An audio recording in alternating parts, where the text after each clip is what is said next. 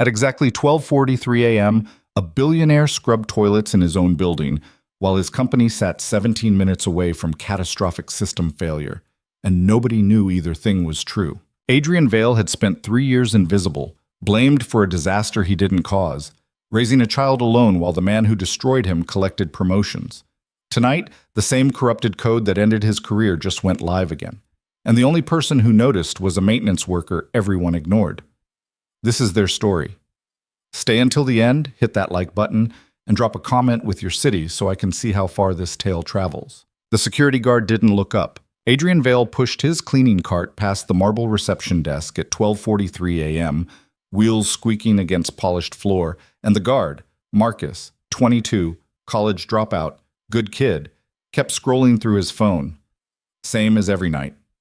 The lobby of Vale Systems headquarters stretched 40 feet overhead, all glass and steel, and that particular kind of silence that comes with emptiness and money.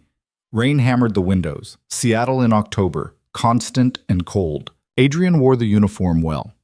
Navy blue coveralls, name tag that said Andy, scuffed work boots he'd bought at a Goodwill 3 years ago. He'd gotten good at this.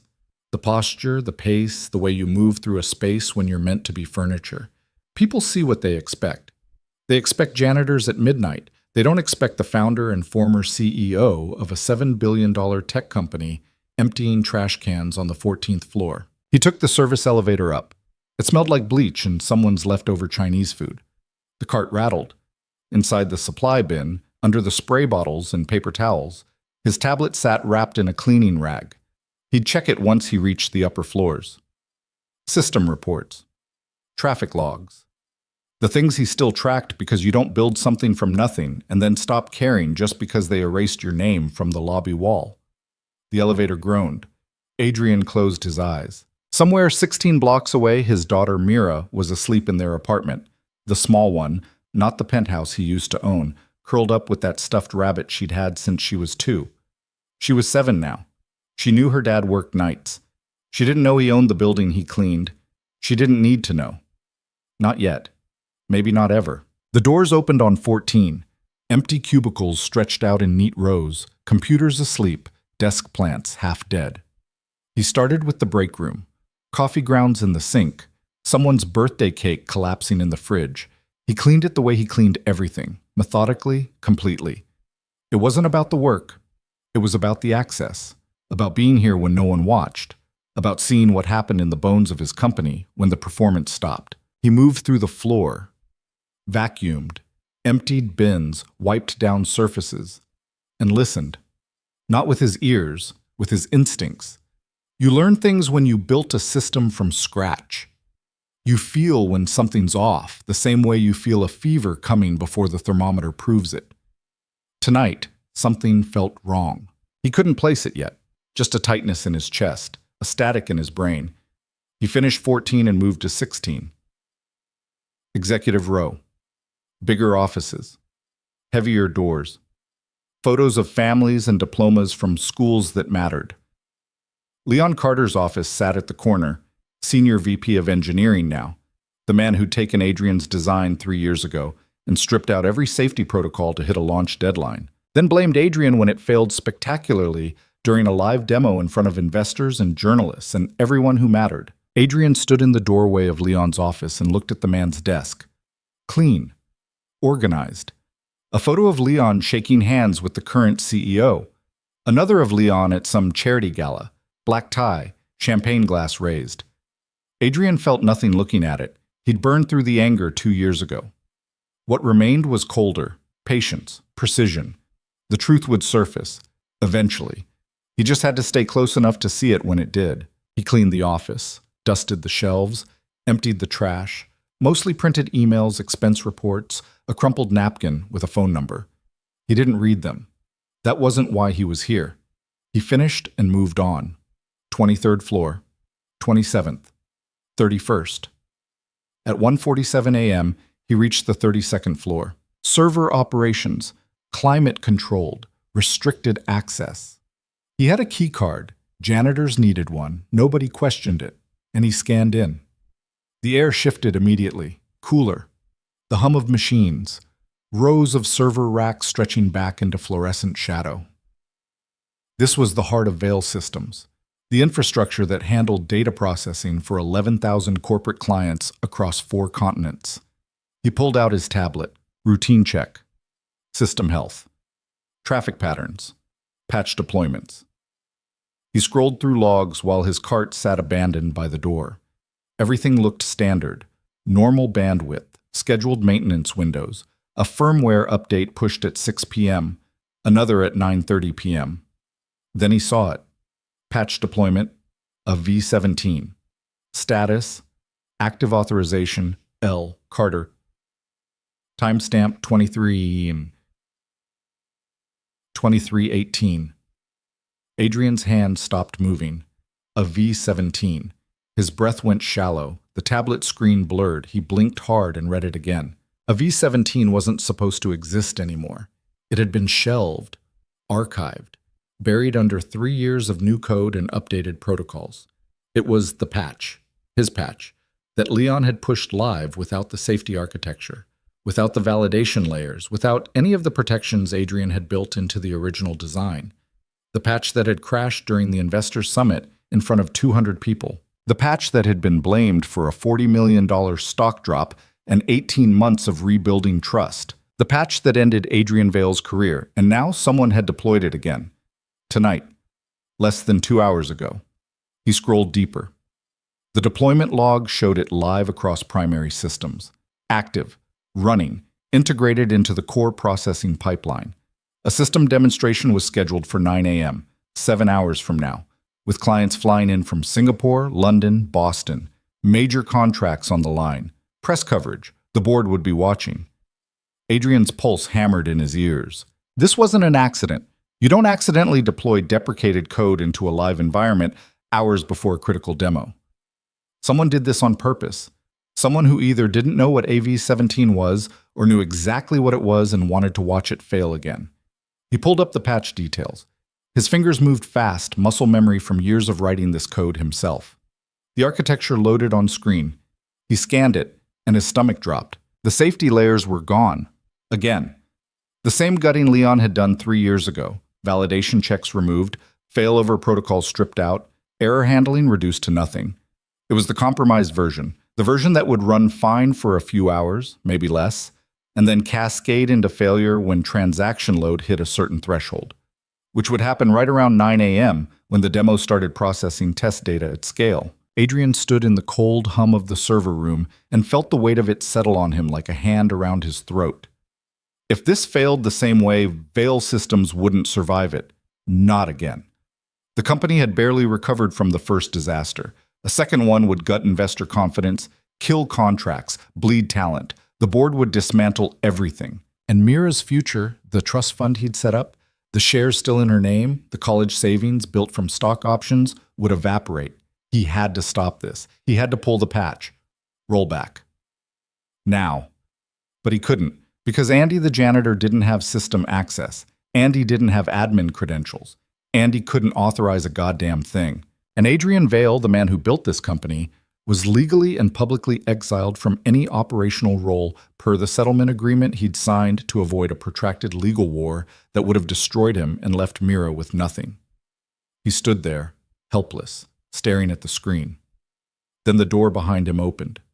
Adrian's head snapped up. He turned, tablet still in hand, caught. A woman stood in the doorway. 30, maybe.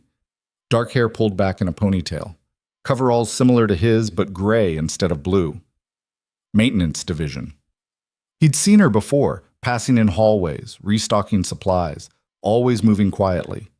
She carried a toolbox in one hand and a clipboard in the other. She looked at him, then at the tablet, then back at him. Neither of them moved. "You're not supposed to be in here," she said. Her voice was flat, careful. "Cleaning," Adrian said. He slipped the tablet back into his cart, smooth, casual. "Just finishing up?" "With a tablet." "Checklist." He nodded toward the cart. "Digital now. They upgraded the system." She didn't buy it. He could see it in her eyes. She was deciding something, whether to call it in, whether to ignore it, whether to ask questions. "You always clean the server room at 2 in the morning?" she asked. You always run maintenance at 2 in the morning? Yeah, she said. I do. She stepped inside. The door closed behind her. She set the toolbox down and looked around the room like she was checking something.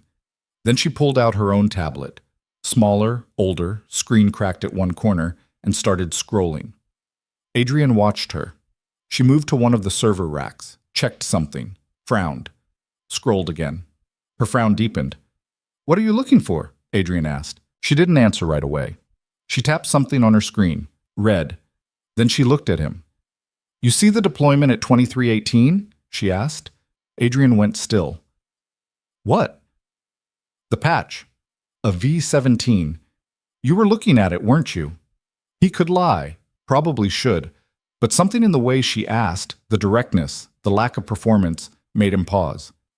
Yeah, he said. I saw it. She nodded. Like that confirmed something.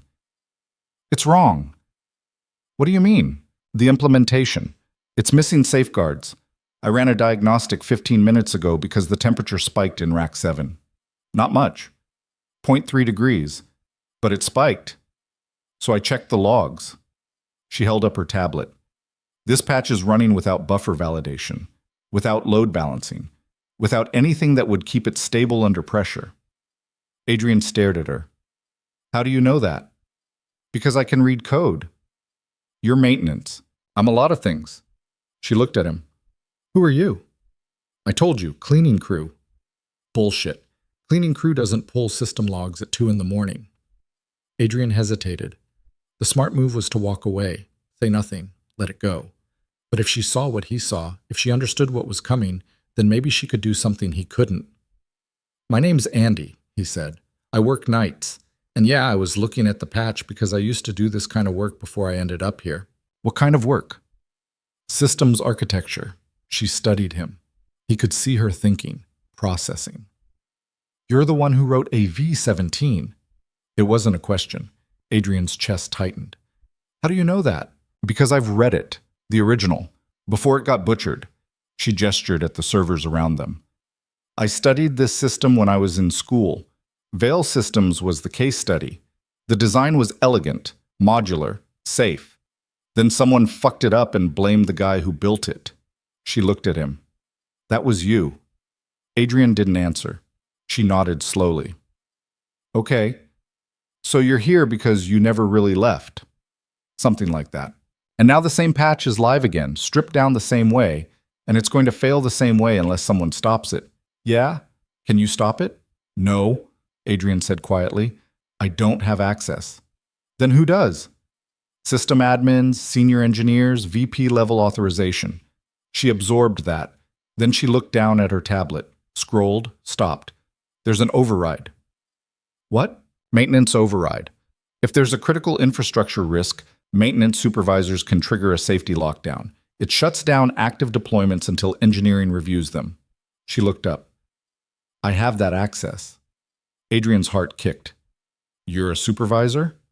No, but my login has the clearance. Long story. He stepped closer. If you trigger that, people will ask questions. Yeah. You could lose your job. Yeah. Why would you risk that? She looked at him for a long moment. The hum of the servers filled the silence between them. Because I've been invisible my whole life, she said, and I'm tired of watching things break when I know how to fix them.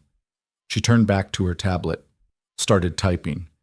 Adrian watched her fingers move across the screen, fast, certain. She navigated through menus he recognized, security protocols he'd designed years ago. She entered her credentials.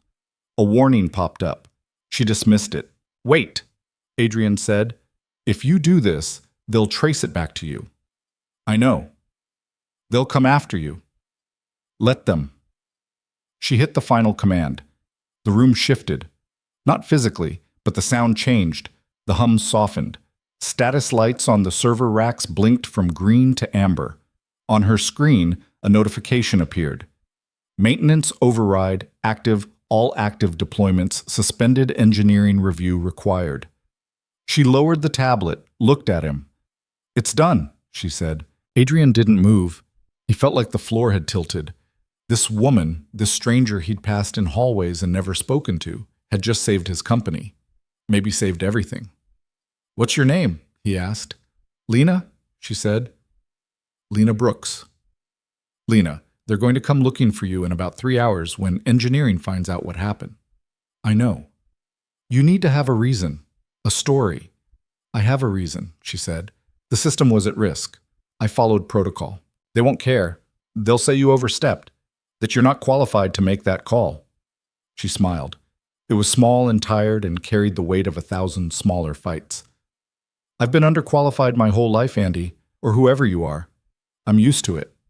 She picked up her toolbox, headed for the door. "Lena," Adrian called. She stopped, turned. "Thank you," he said. She looked at him for a moment, then nodded.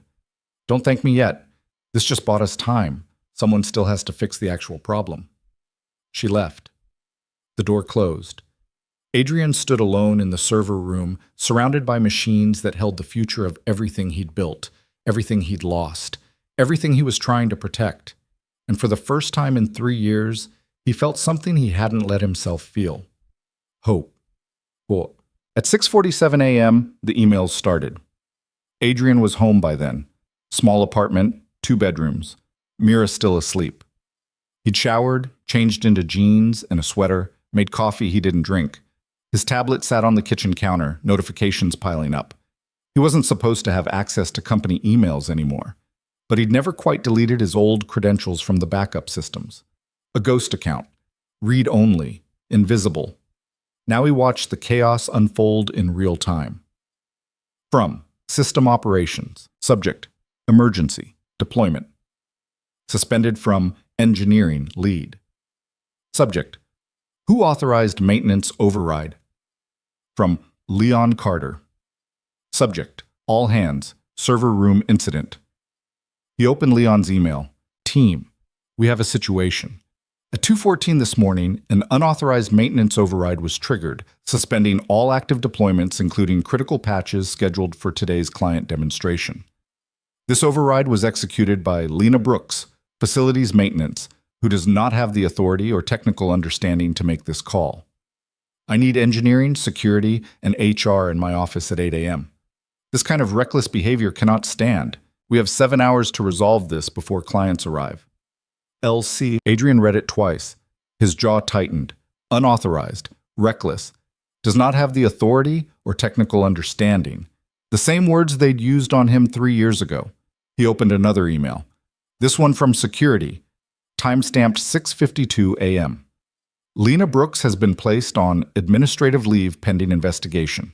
She is not to access company systems or facilities until further notice. Security footage and system logs are being reviewed. Adrian set the tablet down. His hands were shaking. They were doing it again. The same playbook. Blame the person who noticed the problem. Bury the actual issue.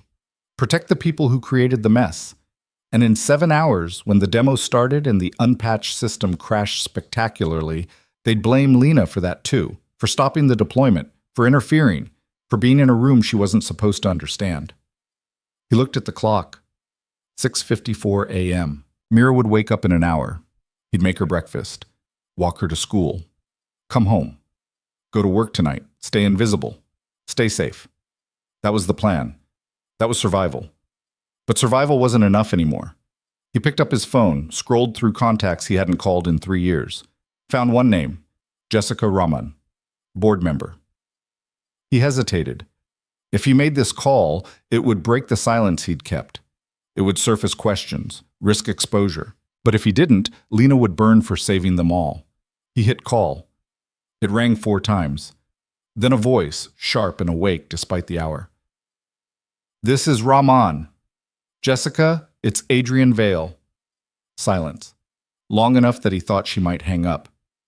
"Adrian," she said finally, "it's been a while." "I know. I need you to listen. Something's happening at the company, something bad, and they're about to destroy someone who doesn't deserve it." "I'm listening." He told her. All of it. The patch. The deployment. Lena's override. The demo scheduled for 9 a.m. The fact that without Lena's intervention, the system would fail in front of clients and press and everyone who mattered. When he finished, Jessica was quiet. "You've been watching," she said, "this whole time." Yeah. From inside the building. Yeah. As a janitor. It was the only way to stay close without breaking the settlement. Another pause. Then, Adrian, if what you're saying is true, we have a serious problem, but I need proof. I can't walk into a board meeting with a story from a guy who's been out of the loop for 3 years. The logs are proof. Pull the original AV-17 design. Compare it to what was deployed last night. You'll see it's been stripped down, same as before. And the woman, Lena Brooks. You trust her? I watched her risk everything to stop a disaster she had no stake in. Yeah, I trust her. Jessica sighed. Okay, I'll make some calls. But Adrian, if this blows up, if you're wrong, it's going to land on both of us. I'm not wrong. We'll see. Stay available. She hung up. Adrian set the phone down. His coffee had gone cold. Outside, rain still fell. Seattle, constant and indifferent. He heard footsteps. Small ones. Mira appeared in the kitchen doorway, rabbit tucked under one arm, hair a mess. Morning, Bug, he said. You're up early, she said. Couldn't sleep. She climbed onto the chair next to him, looked at his face. You okay? He smiled. It felt fragile. Yeah, just thinking about work. The cleaning work? Something like that? She leaned against him. He put his arm around her. For a moment, the noise in his head quieted. Whatever happened next, he'd make sure she was okay. That was the only thing that mattered. Everything else was just details. But at 8 a.m., Lena Brooks sat in a conference room on the 31st floor, alone. They'd called her at 7:15 a.m. Told her to come in. Didn't say why, but she knew. She'd known the moment she triggered the override. You don't stop a deployment at a company like Veil Systems without consequences. She'd dressed carefully. Clean jeans, a plain black shirt, her work boots, because she didn't own anything else. She'd pulled her hair back. No makeup, no performance. Just herself. The conference room had glass walls. She could see people walking past, staring, whispering. She didn't look away. Let them stare. The door opened. 3 people entered. Leon Carter, 50-something, expensive suit, smile that didn't reach his eyes. A woman from HR. Miranda something. Clipboard, neutral expression. A man from security, young, uncomfortable. They sat across from her. Leon folded his hands on the table. Ms. Brooks, he said, thank you for coming in. Didn't seem like a request, Lena said. Leon's smile thinned. We need to discuss what happened last night. You triggered a maintenance override at 2:14 a.m., suspending multiple system deployments. Can you explain why you did that? System risk, Lena said. Temperature anomaly in Rack 7. I ran diagnostics and found an unsafe deployment. I followed protocol. Unsafe, Leon repeated. Based on what assessment? Based on the patch missing critical safety architecture, validation buffers, load balancing, error handling. It was going to fail. And you determined this how? By reading the code. Leon leaned back. Ms. Brooks, you're a maintenance worker. Your job is to replace air filters and reset circuit breakers. You don't have the training or authority to assess system architecture. I have a degree in computer science from University of Washington, Lena said quietly. I worked in systems development for 4 years before the market crashed and I couldn't find work. I've been doing maintenance for 3 years because it pays rent. But I still know how to read code. The HR woman made a note. Leon's expression didn't change. Even if that's true, he said, you don't have the clearance to make operational decisions. That override was unauthorized. Maintenance supervisors have that clearance for infrastructure risks. You're not a supervisor. My login has supervisor-level access. Check the system.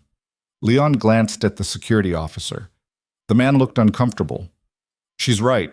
Her account has elevated permissions. It's unusual, but it's in the system. Leon's jaw tightened. Regardless, you overstepped. You interfered with a scheduled deployment hours before a critical demonstration. Do you understand the damage you could have caused? Lena looked at him, really looked at him. She'd seen men like Leon her whole life, men who believed authority came from titles instead of understanding, men who mistook confidence for competence. The damage I could have caused, she said slowly, or the damage I prevented? Excuse me? That patch was going to crash. You know it. I know it. Anyone who actually looked at the code knows it. I stopped it before it failed in front of your clients. That's speculation. It's fact. Pull the logs. Compare the deployed version to the original design. You'll see someone stripped out the safety protocols. Leon stood up. The meeting was over.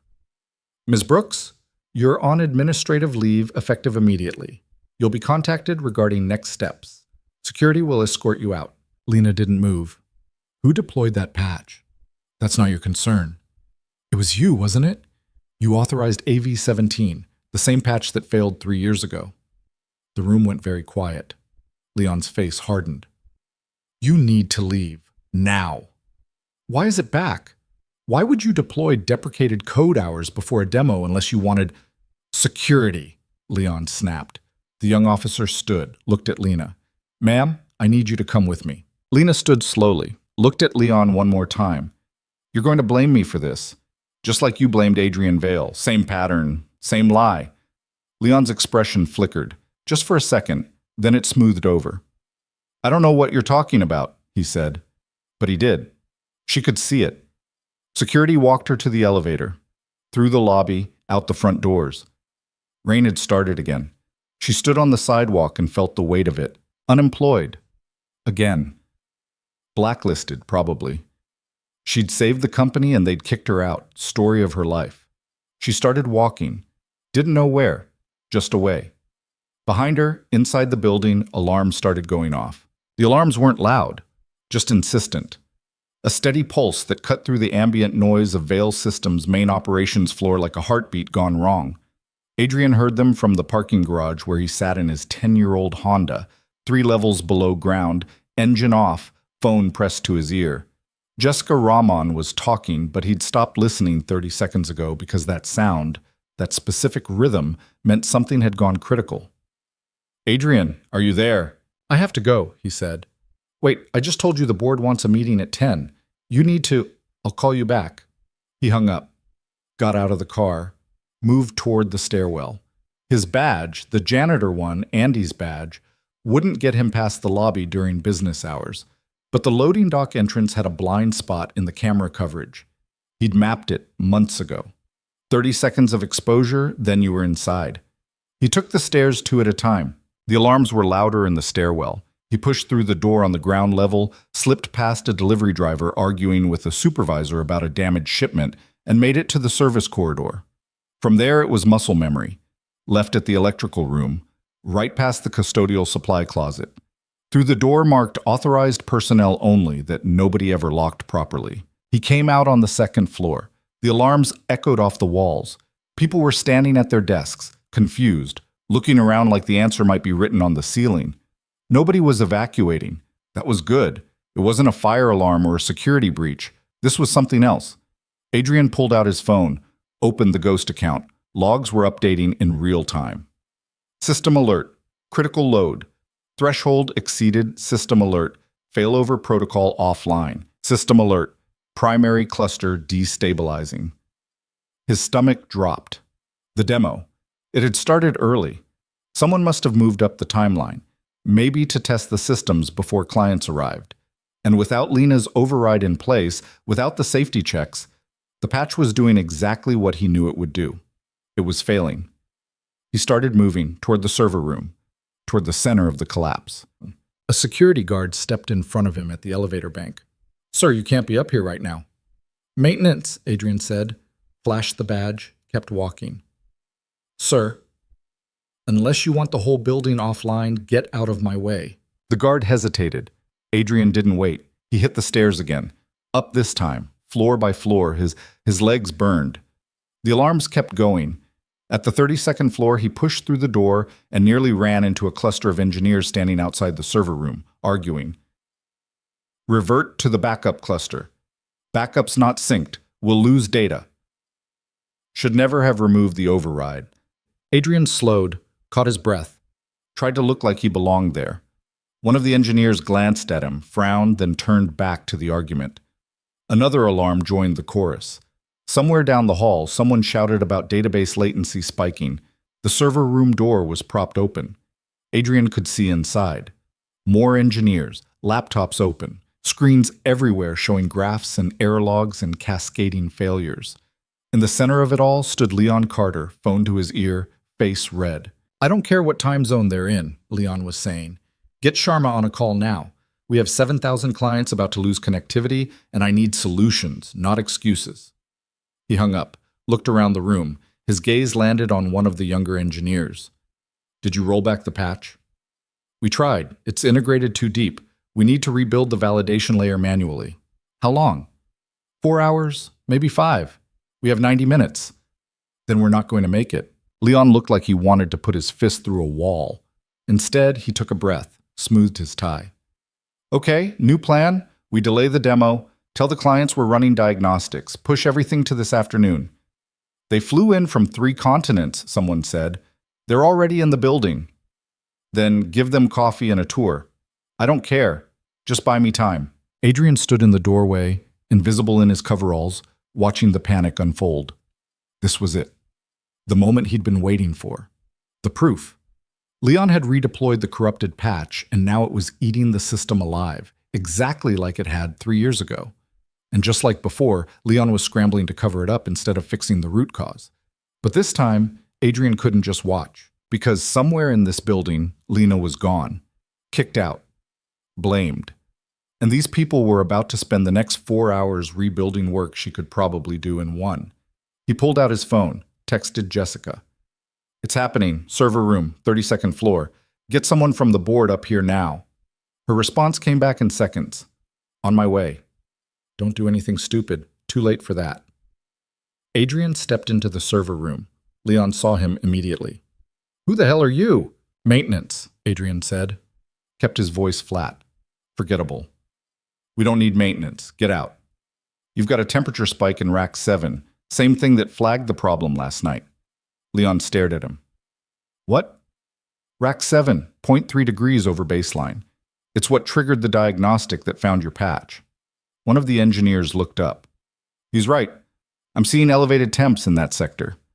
Leon's eyes narrowed. "How do you know that?" "Because I read the logs. You're a janitor." "Yeah, and you're a VP who just crashed a $7 billion system. We all have our talents." The room went silent. Every engineer stopped typing, stopped moving, just stared. Leon's face went dark. "Get him out of here." Nobody moved. "I said get him out. Wait!" One of the engineers stood up, a woman, mid-30s, short hair, glasses. Adrian recognized her vaguely. Senior developer, smart. She'd been here since before his exile. "Let him talk." "Martinez, this is not the time." "With respect, sir, we're 90 minutes from disaster, and this guy just diagnosed a hardware correlation none of us caught. I want to hear what he has to say." Leon looked like he was chewing glass, but he didn't argue. Martinez turned to Adrian. "You said you read the logs from last night?" "Yeah." "So you know what Lena Brooks found?" Adrian nodded. "The patch is missing its safety architecture, validation buffers, load balancing, error handling. It's running naked." "That's what she said too," Martinez said quietly. She looked at Leon. "Before you fired her." "She wasn't fired. She was placed on leave for overstepping her authority." "She was right, though." Martinez gestured at the chaos around them. "This is exactly what she said would happen." Leon's jaw worked. "We don't have time for this. Someone get engineering on rebuilding the validation layer." "I can do it faster," Adrian said. Everyone looked at him. "What?" Leon said. "The validation layer. I can rebuild it in under an hour, maybe less." "You're a janitor." "I wrote the original code." The silence that followed had weight, physical pressure. Martinez took off her glasses, cleaned them, put them back on. "What's your name?" Adrian hesitated. This was the cliff. Once he stepped off, there was no climbing back. "Andy Reeves," he said. "I used to work systems architecture. Before." "Before what?" "Before I couldn't find work anymore and ended up here." Martinez studied him. She was thinking. He could see it, running calculations. Then she made a decision. "Show me." She pulled up a terminal, stepped aside. Adrian moved to the keyboard. His hands hovered over it for just a second. 3 years since he'd written code in front of people. 3 years since he'd been anything other than invisible. He started typing. The muscle memory came back like breathing. His fingers knew the patterns, the syntax, the logic. He pulled up the patch code, scanned it, started building the validation layer back in, line by line, function by function. Around him, the engineers leaned closer, watching. He could feel their attention like heat. "Wait," one of them said. "That's not standard protocol structure." "No," Adrian said, still typing. "It's better, tighter, less overhead." "Where'd you learn to code like that?" "School, practice, 10,000 hours of doing it wrong until I figured out how to do it right." He kept going. The validation buffers went in first, then the load balancing algorithms, then the error handling cascades. The code built itself in layers, each one interlocking with the next. Clean, efficient, elegant. Martinez was reading over his shoulder. "This is really good." "It's functional." "No, I mean this is Veil-level architecture. Whoever taught you knew what they were doing." Adrian almost smiled. "Yeah, he did." 20 minutes in, the first error log stopped pulsing. 40 minutes in, the system load started dropping. At 53 minutes, the alarms cut off. The silence felt enormous. Adrian stepped back from the terminal. His hands were shaking slightly. He shoved them in his pockets. Martinez checked the monitors. "Load stabilizing, error rate dropping, failover protocols back online." She looked at Adrian. "It's working." One of the other engineers whistled low. "Who the hell are you?" Before Adrian could answer, the door opened. Jessica Rahman walked in, followed by two other board members Adrian recognized. She took in the scene, the engineers, the screens, Leon's furious expression, Adrian standing at the terminal in his coveralls. "Someone want to tell me what's happening?" Jessica said. Leon stepped forward. "We had a system issue. It's been resolved." "By your janitor?" "By my team." Jessica looked at Adrian. Something passed between them. Recognition, understanding. She turned back to Leon. "I want a full report. Every log, every decision point, and I want to know why a patch that was suspended last night for safety concerns was redeployed this morning without board approval." Leon's expression went carefully blank. "I don't know what you're talking about." "The maintenance override, triggered by Lana Brooks at 2:14 a.m. It suspended AV-17 pending review. Who authorized putting it back online?" "That override was unauthorized. We had a scheduled deployment of a deprecated patch missing critical safety features," Jessica said. Her voice was level, but there was steel underneath. "The same patch that failed 3 years ago, the same architecture problems, and now the same crisis. That's not coincidence, Leon. That's a pattern." Leon looked at the other board members. "I don't appreciate the implication." "Then help me understand. Because from where I'm standing, it looks like you deployed faulty code, blamed the person who caught it, and nearly crashed the company. Again." "That's absurd, is it?" Jessica pulled out her phone, scrolled. "I've been reading the archived reports from the Investor Summit incident. You authorized the deployment then too, over Adrian Vale's objections. And when it failed, you blamed him." The room had gone very still. Adrian could feel every engineer listening, absorbing, recontextualizing 3 years of company history. Leon straightened his tie. "Adrian Vale was the lead architect. He signed off on the deployment after you removed his safety protocols and told him the board had already approved it," Jessica said. "I've seen the emails, Leon, the real ones, not the edited versions you presented to the board." "I don't know what you think you found. I found the truth." She looked at Adrian. "And I think we owe someone an apology." Adrian shook his head. "I didn't do this for an apology." "Then why did you do it?" He thought about Mira, about 3 years of watching from the shadows, about Lena standing in this same room last night, risking everything because it was the right thing to do. "Because it needed to be done," he said. Jessica nodded slowly, then she looked at Leon. "You're suspended, effective immediately, pending a full investigation." Leon's face went white. "You can't do that." "I'm chair of the board. I just did. Security will escort you out." "This is insane. I've given 12 years to this company and almost destroyed it twice." Jessica's voice didn't rise. Didn't need to. "Pack your office. You have an hour." Leon looked around the room, looking for support, for allies. The engineers avoided his gaze. He turned back to Jessica, opened his mouth, closed it.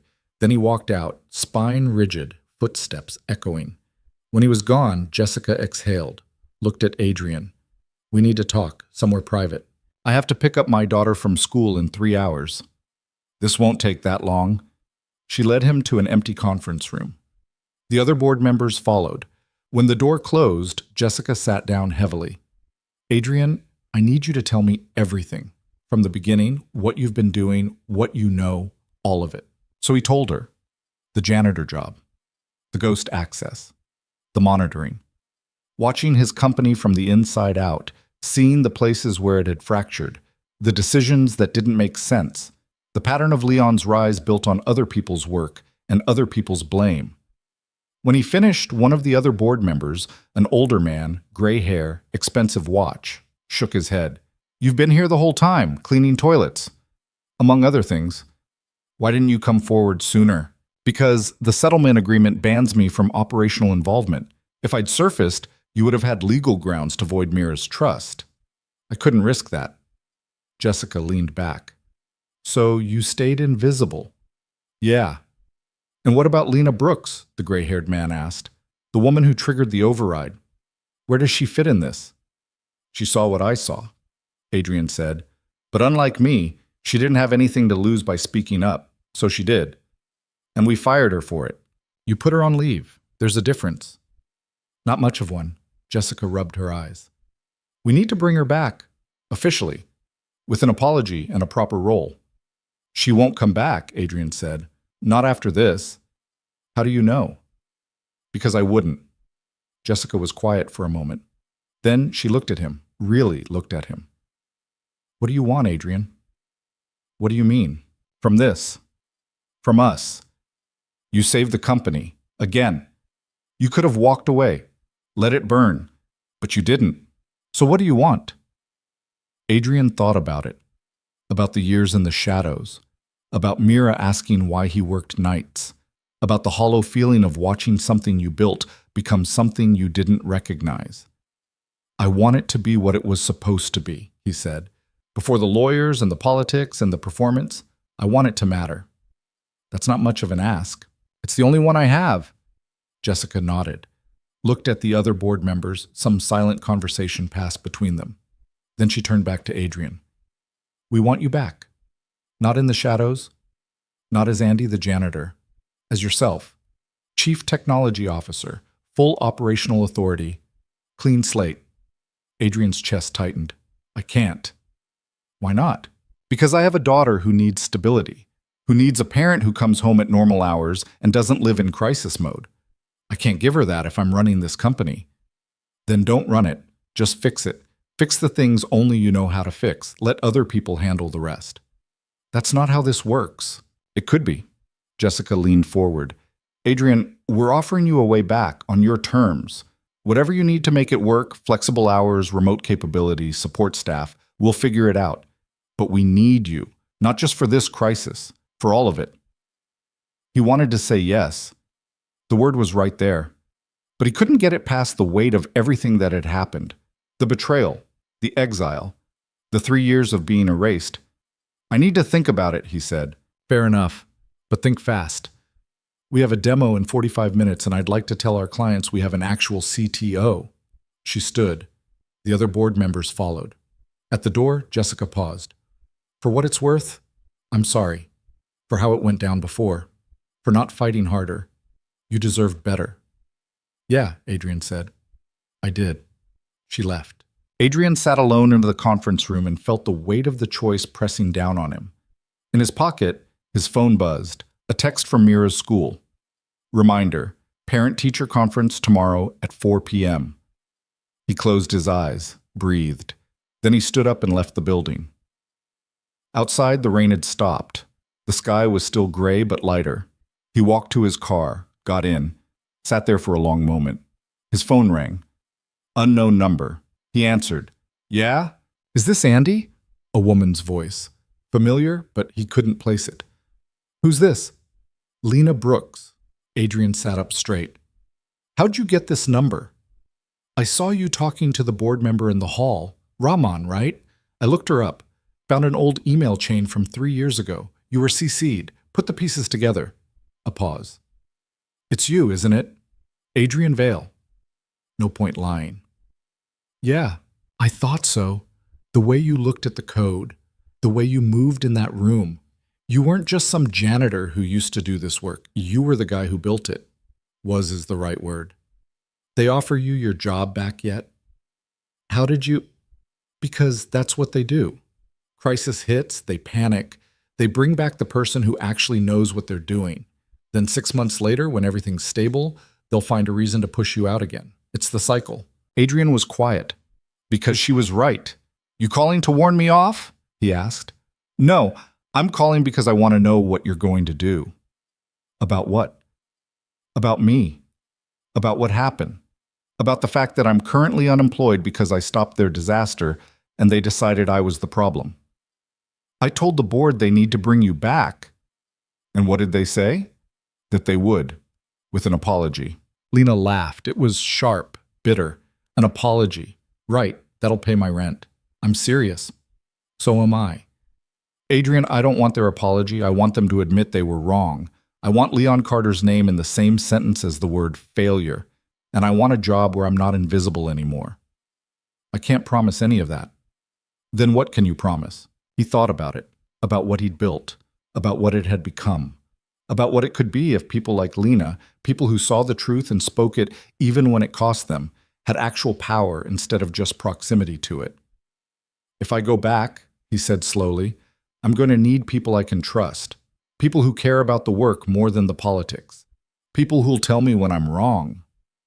You offering me a job? I'm saying if I take mine, there's one waiting for you. Real role, real authority. Not maintenance, not invisible. Silence on the line.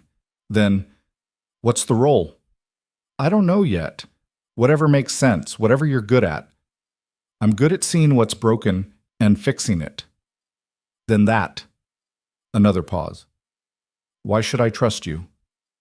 Because I've been where you are, blamed for telling the truth, erased for being right, and I'm tired of watching it happen to other people. Lena was quiet for a long moment. Okay. I'll think about it.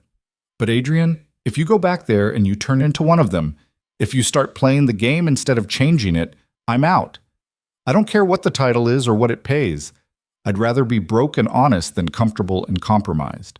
Fair? Good. Call me when you decide. She hung up. Adrian sat in his car, phone still in his hand, and felt something shift in his chest. Not hope exactly, but possibility. The sense that maybe, for the first time in 3 years, he could build something that mattered. His phone buzzed again. Jessica.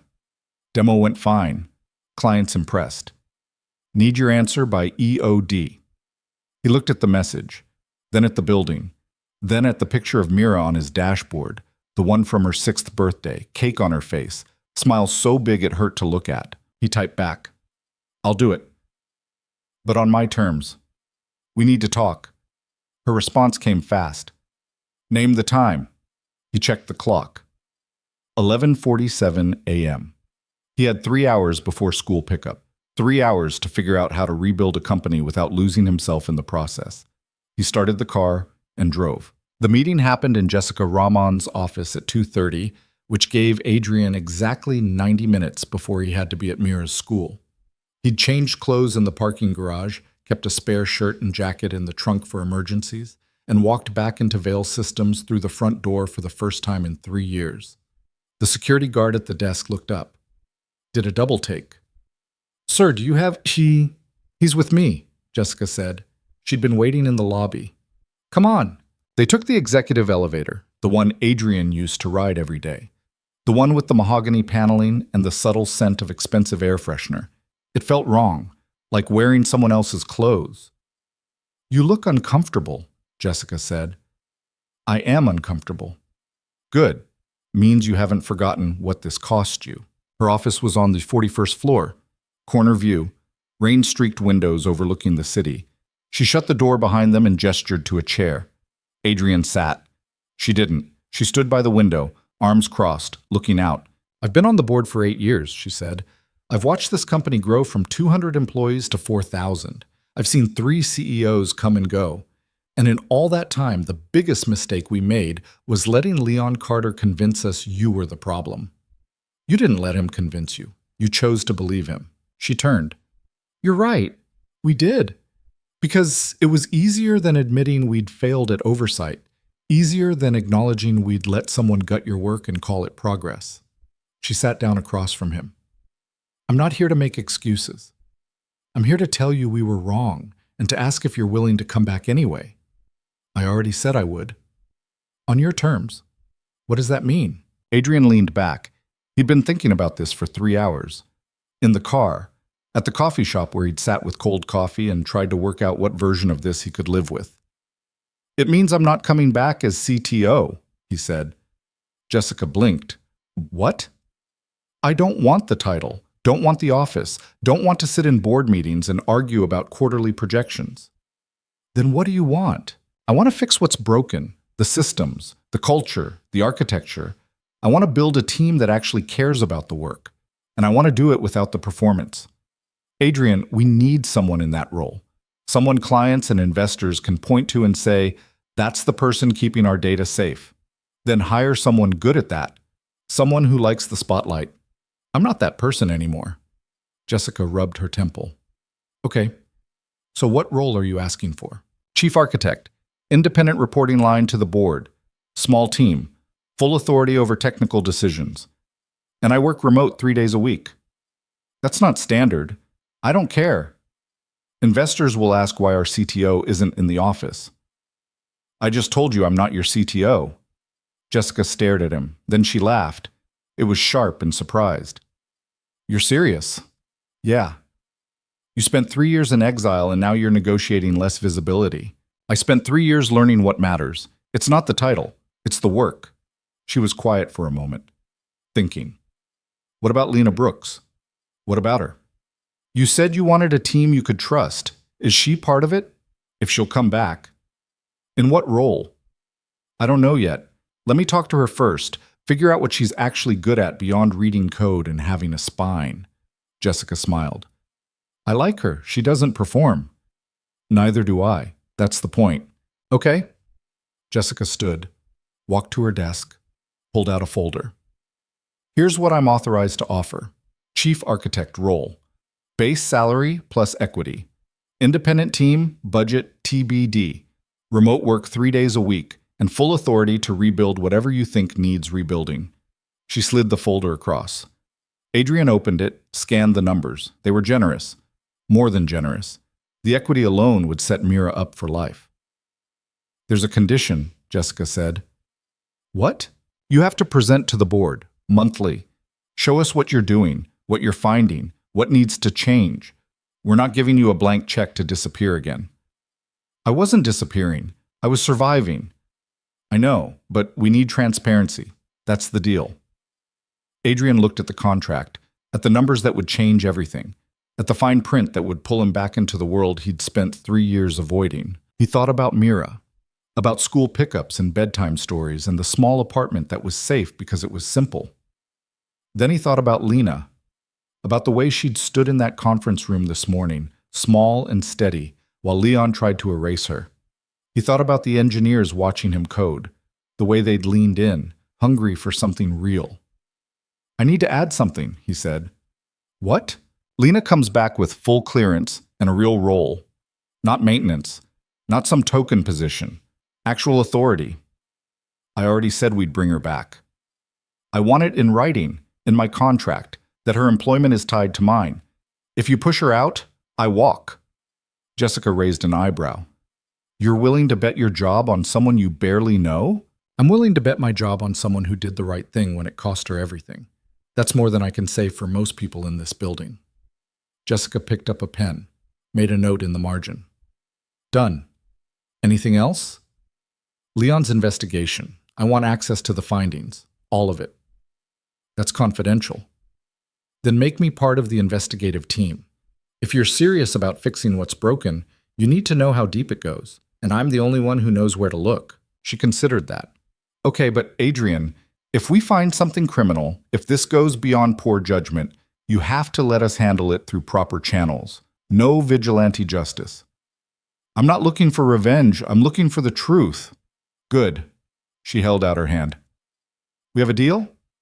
Adrian looked at her hand, at the door behind her, at the rain streaking the windows. He shook her hand. Yeah, we have a deal. She smiled.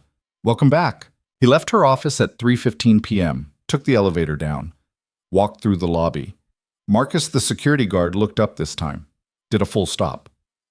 Mr. Vale? Adrian paused. Yeah. Welcome back, sir. Thanks, Marcus. He pushed through the doors into the afternoon. The rain had started again, light this time. He got to his car and sat behind the wheel and realized his hands were shaking. He'd done it. He'd stepped back into the light. Now he had to figure out if he could live there. His phone rang. Lena. Did you do it? She asked. Yeah. Idiot. Probably. What'd they offer you? Chief architect, independent team, remote flexibility, and a clause that says if you come back, they can't fire you without firing me too. Silence on the line. Then, you didn't. I did. Adrian, you don't even know me. I know enough. You know I stopped a system failure. That's it. I could be terrible at everything else. Are you? No, I'm good at what I do, but that's not the point. Then what is? She was quiet for a moment. Why are you doing this? Because 3 years ago, nobody stood up for me, and I'm not going to let that happen to someone else. He could hear her breathing on the other end, thinking. What's the role? She asked finally. I don't know yet. That's what I want to talk to you about. Can you meet me tomorrow?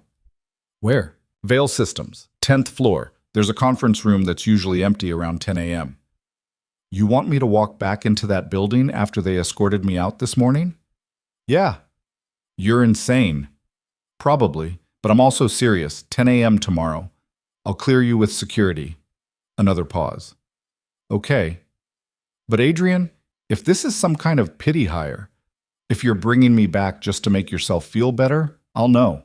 And I'll walk. It's not pity. It's strategy. I need people who see what's broken. You're one of them. We'll see. She hung up. Adrian sat in the parking garage and felt the weight of what he'd just committed to. A job he wasn't sure he wanted. A team he hadn't built yet. A woman he barely knew whose career was now tied to his. He checked the time. 3:27 p.m. He had 33 minutes to get to Mira's school. He started the car and drove. The school was across town. Traffic was light. He made it with 4 minutes to spare. Parked in the pickup line and watched kids stream out of the building, backpacks bouncing, voices high and chaotic. Mira appeared third from the door. She saw the car and waved. He waved back. She climbed in, buckled her seatbelt, looked at him. You're wearing your nice shirt, she said. Had a meeting. About the cleaning job? He hesitated. This was the moment. He could keep lying, keep it simple. Keep her safe from the parts of his life that were complicated and hard. Or he could tell her the truth. Not exactly, he said. I need to tell you something. She looked worried. Are you in trouble? No, the opposite, actually. He pulled out of the parking lot, headed toward home. You know how I've been working nights, cleaning? Yeah. Well, that was part of my job, but it wasn't the whole thing. What was the whole thing? I was watching, making sure the company I used to work for was okay. The computer company. Yeah, Vale Systems. I built it a long time ago, before you were born, and then some stuff happened and I had to leave, but I never stopped caring about it. Mira was quiet, processing. So you were like a spy. He almost laughed. Kind of, yeah. That's cool. It was also kind of lonely. Is that why you worked at night, so I wouldn't know? Partly. And partly because I wanted to make sure I was there for you during the day, for school and dinner and bedtime. She nodded. So what's different now? They asked me to come back, for real this time, not hiding, and I said yes. Does that mean you won't work nights anymore? Some nights I will, but not as many, and I'll be home more during the day. Okay. She looked out the window. Can I see it? See what? Your company, the one you built. Adrian felt something tighten in his chest. Yeah, I can take you there sometime. Tomorrow? I have a meeting tomorrow. Can I come? To the meeting? Yeah, I want to see what you do. He thought about it. About Lena walking into that conference room expecting a private conversation, about board members and engineers and the weight of professionalism. Then he thought about Mira sitting in the lobby for 3 years, waiting for him to finish his shift, never complaining, never asking why her dad cleaned toilets when other dads wore suits. "Okay," he said, "but you have to be quiet during the meeting." "I'm always quiet." "That's a lie." She grinned. "Can I bring my tablet?" "Yeah." "Then I'll be quiet." They got home. Adrian made dinner, pasta with butter and garlic, the way Mira liked it. She talked about school, about the science project she was working on, about a boy named Dylan who'd gotten sent to the principal's office for putting a frog in someone's backpack. Adrian listened, nodded in the right places, but his mind kept drifting to tomorrow, to Lena, to the conversation they needed to have. After Mira went to bed, he sat at the kitchen table with his laptop and pulled up the archived files from the Investors Summit incident. Jessica had given him access as part of the investigation. He started reading. The first file was the deployment log from 3 years ago. He'd seen it before, lived through it. But reading it now, with distance and clarity, he could see the pattern. The timestamps didn't match. Leon's authorization had come through at 11:47 p.m. the night before the demo, but the safety protocols had been removed from the code at 6:23 p.m., hours earlier, which meant someone had stripped the protections before Leon officially approved anything. Adrian opened another file. Email chains. He scrolled through them, found one from Leon to a junior developer named Torres. "Make the changes we discussed. Remove the validation buffers and streamline the error handling. We need this leaner for tomorrow's demo." "I'll handle the approval," Torres had replied. "Are you sure? The original design has those buffers for a reason. If we remove them, the system could destabilize under load." Leon's response: "Veil's designs are overcomplicated. Trust me. This will run smoother without all the extra layers. Just make the changes." Adrian sat back, stared at the screen. Leon hadn't just gutted the patch on impulse. He'd done it deliberately, over objections, knowing the risk. And when it failed, he'd buried the emails and blamed Adrian for the design. The next file was the incident report, written by Leon, submitted to the board 3 days after the crash. The deployment failure resulted from fundamental architectural flaws in Adrian Veil's design. Despite warnings from the engineering team, Veil insisted on pushing the patch to production without adequate testing. The resulting system failure caused significant reputational damage and financial loss. I recommend immediate suspension of Veil's operational authority pending full review. It was a masterpiece of misdirection. Every sentence technically true, but missing the context that would tell the real story. The warnings had come from engineers, but they'd been warnings about Leon's changes, not Adrian's design. Adrian had pushed the patch, but only after Leon told him the board had approved it and the timeline was locked. Adrian opened the next file, found the board's response. "After careful review, we have determined that Adrian Veil's continued leadership poses an unacceptable risk to company stability. Effective immediately, Mr. Veil is suspended from all operational duties. A settlement agreement is being prepared to facilitate his departure. No investigation, no questions. Just acceptance of Leon's narrative and a quick exit." Adrian closed the laptop, sat in the dark kitchen, felt the old anger stirring. He'd thought he was past it, thought he'd burned through it and come out the other side. But reading those files, seeing the deliberate construction of the lie, he realized the anger had just been waiting. Quiet, patient. He took a breath, let it out slow. Revenge wasn't the goal. Justice was. And justice meant exposing the pattern, showing the board that what happened to him wasn't an isolated incident, but a deliberate strategy, one that Leon had just tried to use on Lena. His phone buzzed, a text from Jessica. "Legal found something. Call me when you can." He looked at the clock. 10:47 p.m., late, but Jessica didn't text this late unless it mattered. He called. She answered on the first ring. "You're awake." "So are you." "I've been reading through Leon's communications, the ones our legal team pulled for the investigation." And there's a pattern. Over the last 3 years, every major technical decision that went wrong can be traced back to him. He strips out safety features, rushes deployments, and then blames the engineers when things fail. How many engineers? 7, including you, all of them pushed out quietly. Settlements with NDAs, no public record. Adrian's grip tightened on the phone. He's been doing this for 3 years? Longer, probably. We only have access to recent files, but yeah, it's systematic. Why? Control, maybe, or ego.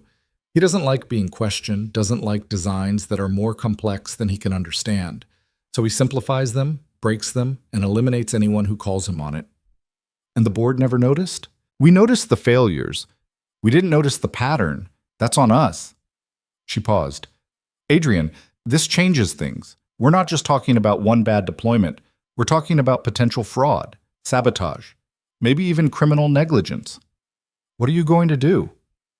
Present it to the full board, probably bring in outside investigators, and recommend Leon's termination for cause. Not suspension, termination. Yeah, Adrian was quiet. This was bigger than he'd expected, bigger than one man's vendetta. This was institutional failure, years of it. What do you need from me? He asked. Keep doing what you're doing. Build your team, fix the systems. And if you find anything else in those archived files, flag it. I will. Good. Get some sleep, Adrian. Tomorrow's going to be a long day. She hung up. Adrian sat in the kitchen and listened to the silence. Somewhere down the hall, Mira was asleep. Safe. Unaware of the chaos about to unfold. He wanted to keep it that way, but he also wanted her to grow up in a world where telling the truth didn't get you erased, where doing the right thing didn't cost you everything, and that meant finishing what he'd started. He went to bed, didn't sleep much. At 6:30 a.m. he got up, made coffee, woke Mira. She complained about the early hour but perked up when he reminded her about coming to the office. They had breakfast, got dressed. By 8:15 they were in the car, heading downtown. Are you nervous? Mira asked. A little. Why? Because I'm about to ask someone I barely know to trust me, and I'm not sure she will. Is she nice? I think so, but nice isn't the same as trusting. What's her name? Lena. That's pretty. They parked in the garage, took the elevator up. The lobby was busy, people heading to meetings, grabbing coffee, living their professional lives. Adrian felt out of place in his jeans and jacket, but Mira didn't seem to notice. She looked around with wide eyes, taking it all in. This is big, she said. Yeah, we started in a space about the size of our apartment, just me and 2 other people. It grew. Did you build all of it? The systems, yeah. The building, no. That came later. They took the elevator to 10. The conference room was empty. Adrian set his bag down, pulled out his laptop. Mira sat in a chair by the window and opened her tablet. Remember, Adrian said. Quiet. I know. At 9:58, the door opened. Lena walked in. She stopped when she saw Mira. You brought your kid. This is Mira. Mira, this is Lena. Mira waved. Lena waved back, awkward. Is this appropriate? Lena asked. Probably not, but she wanted to see where I work. Lena sat down across from him. She was wearing jeans too, a plain gray sweater. Her hair was down this time. She looked tired. You look like you didn't sleep, Adrian said. I didn't. I spent all night trying to figure out if coming here was a mistake. What did you decide? That I'd find out when I got here. She glanced at Mira, then back at Adrian. So, what's the role? Adrian pulled up a document on his laptop, turned it so she could see. I don't have a title yet, but here's what I need. Someone who can audit the existing systems. Find the places where corners got cut, where safety got sacrificed for speed. Someone who can document it. Build the case for why we need to rebuild. Lena scanned the document. You're talking about gutting half the infrastructure. If that's what it needs, yeah. That's going to piss people off. I know. People with power. People who've been here longer than both of us. I know. She looked up. And you want me to be the one leading that effort? I want you to be the one I trust to do it right. Why? Because you already proved you will. When it mattered. Lena sat back, crossed her arms. What's the actual title? Senior Systems Analyst. Direct report to me. Full access to all technical documentation and deployment records. Authority to flag anything that doesn't meet standard. Salary? He told her. Her eyes widened slightly. That's more than I made in my last 3 jobs combined, she said. It's what the role is worth. And if I find something that implicates people the board wants to protect? You report it anyway. That's the job. She was quiet, thinking. Then she looked at Mira. Your dad's asking me to do something that might blow up in both our faces. Mira looked up from her tablet. Is it the right thing to do? Yeah, I think so. Then you should do it. Lena smiled. It was small but genuine. That's simple, huh? That's what my dad always says. If it's right, you do it, even if it's hard. Lena looked at Adrian. Smart kid. She has her moments. Lena stood, walked to the window, looked out over the city. If I do this, I need one thing. What? When we find the truth, and we will find it, you have to let it go public. No backroom settlements, no quiet exits. The people responsible get named. That might include people I used to work with, people I liked. I know. And you're okay with that? She turned. I'm okay with the truth. Whatever it looks like. Adrian nodded. Then we have a deal. She walked back to the table, held out her hand. He shook it. When do I start? She asked. Monday. I'll have HR send over the paperwork. And what do I do until then? Go home. Rest. Enjoy your last few days before everything gets complicated. Lena picked up her bag, looked at Mira. Your dad's a good guy. Don't let him forget that. I won't, Mira said. Lena left. Adrian sat in the conference room with his daughter and felt the pieces clicking into place. It wasn't smooth, it wasn't perfect, but it was real, and maybe that was enough. Dad, Mira said. Yeah? Are you fixing things? He looked at her. At her serious face and her tablet forgotten in her lap. I'm trying, he said. Good. She went back to her game, and Adrian opened his laptop and started building the team that would take Veil Systems apart and put it back together the right way. Lena started Monday at 8 a.m. sharp. Adrian met her in the lobby with a badge and a laptop and a cup of coffee from the place across the street that actually knew how to brew it. You remembered, she said, taking the cup.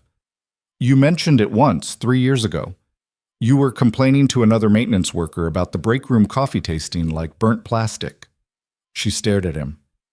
You remember a random conversation from 3 years ago? I remember a lot of things.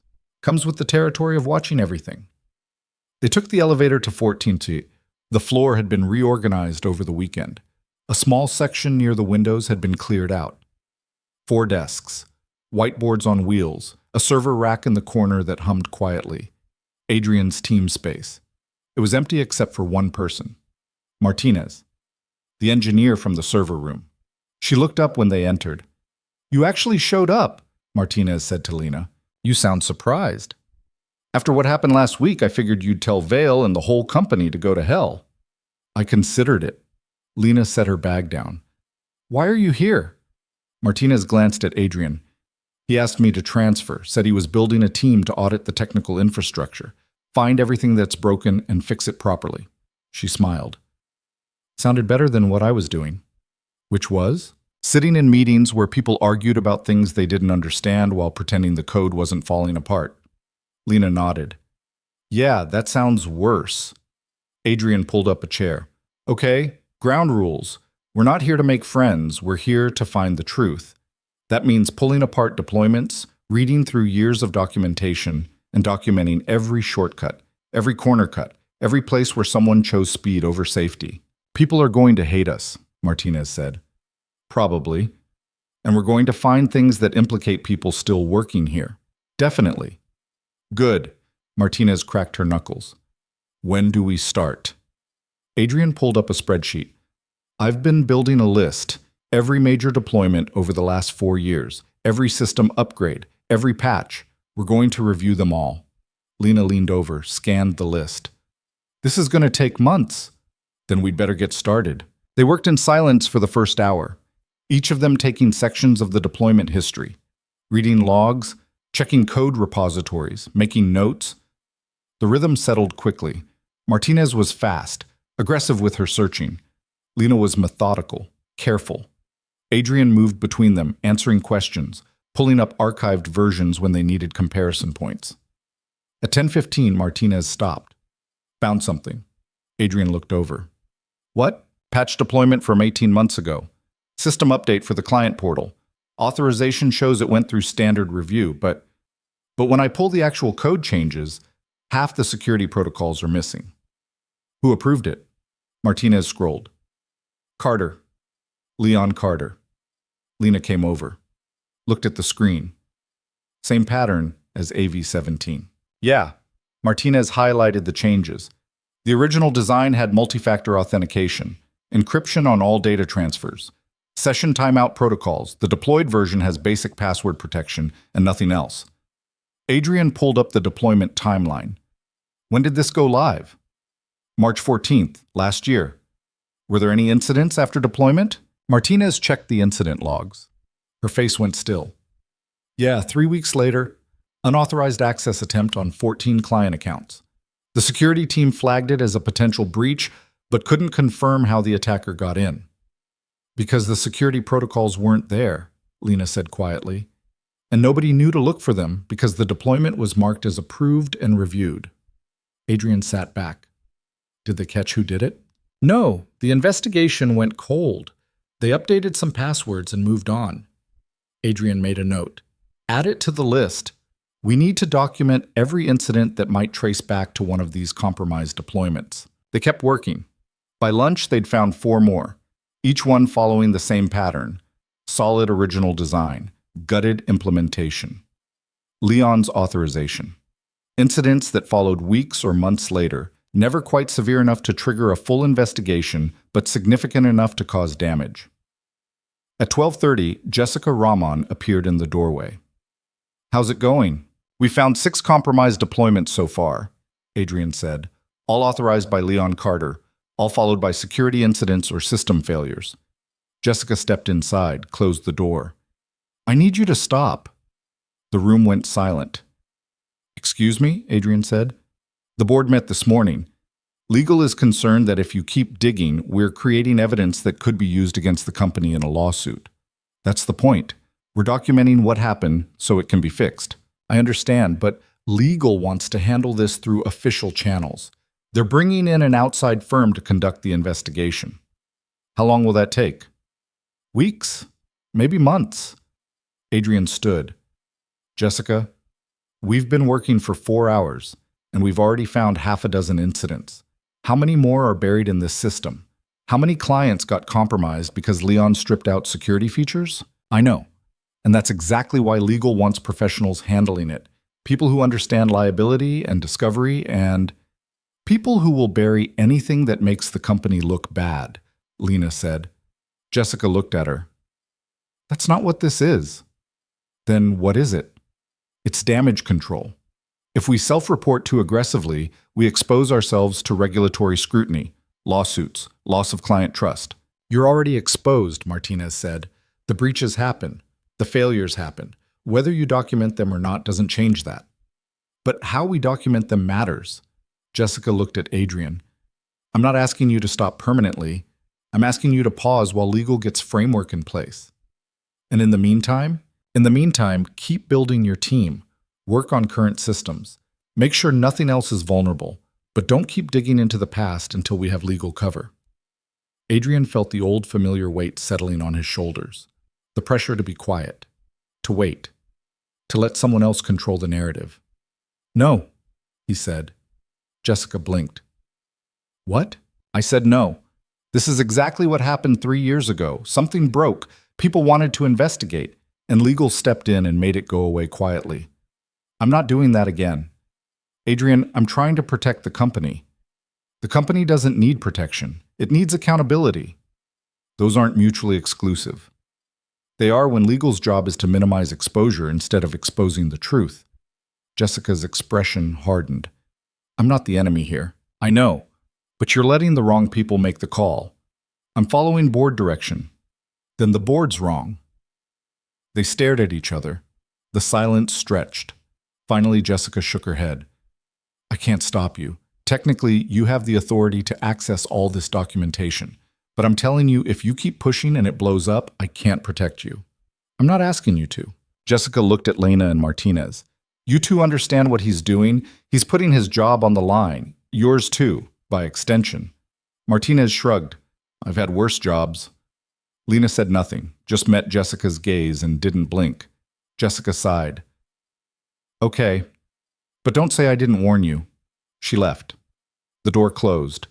Adrian sat down, felt his hands shaking slightly. He pressed them flat on the desk. That was dumb, Martinez said. Yeah, we're going to get fired. Probably. Cool. Just wanted to make sure we were all on the same page. She went back to her screen, kept working. Lena pulled her chair closer to Adrian, spoke quietly. You didn't have to do that. Yeah, I did. Why? Because 3 years ago, I let them make me quiet, and it cost me everything. I'm not making that mistake again. She studied his face. You're angrier than you pretend to be. Everyone's angrier than they pretend to be. I'm just tired of pretending. She nodded, went back to her desk, started typing. They worked through lunch, through the afternoon. By 5 p.m., they documented 11 compromised deployments, each one a small disaster waiting to happen. Some had already happened. Others were still live in the system, vulnerabilities just sitting there. At 5:47, Adrian's phone rang. Unknown number. He answered. Yeah?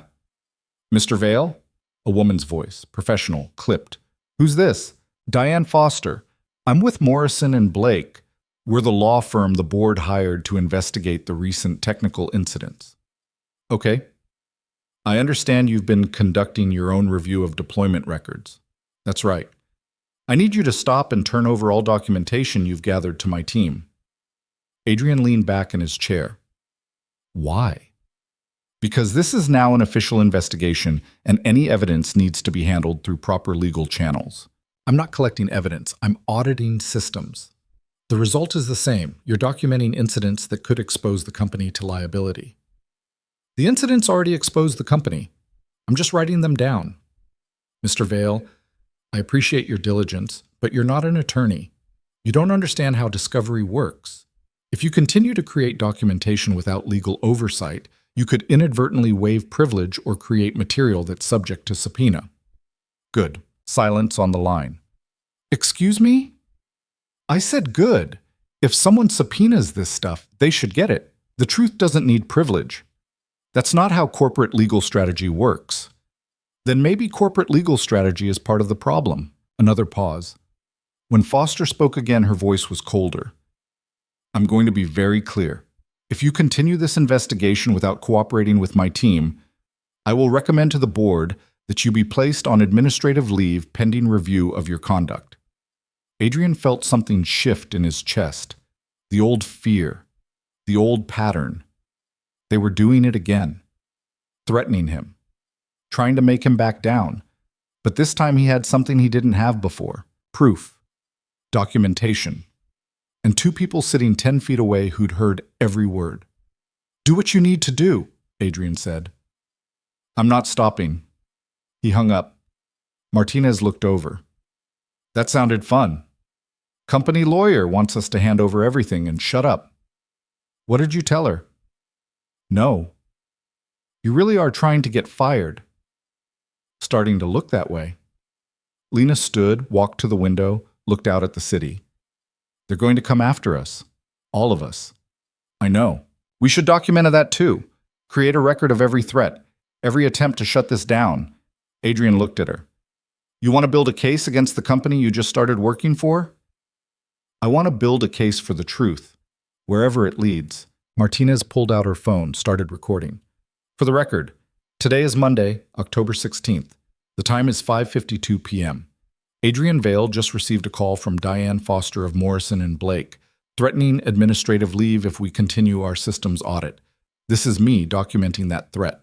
She stopped recording, looked at Adrian. What else? Adrian felt something like pride, or maybe just relief, that he wasn't alone in this. Everything, he said. We document everything. They worked until 8 p.m., built a timeline, cross-referenced incidents with deployments, created a shared drive with all the evidence, encrypted, backed up to 3 separate locations. When they finally left, the building was mostly empty. They rode the elevator down together, walked out into the rain. You have a car? Adrian asked Lena. Bus. I'll give you a ride. You don't have to. I know. Get in. She did. Martinez waved and headed to her own car.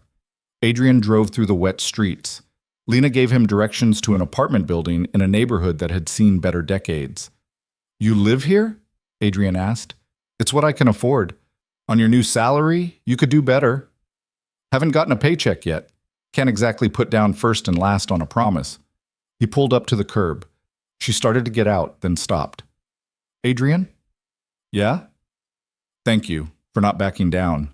Thank the lawyer. She's the one who made it easy." "I'm serious. Most people would have caved." "I'm not most people." "No, you're not." She got out, closed the door, walked to the building entrance.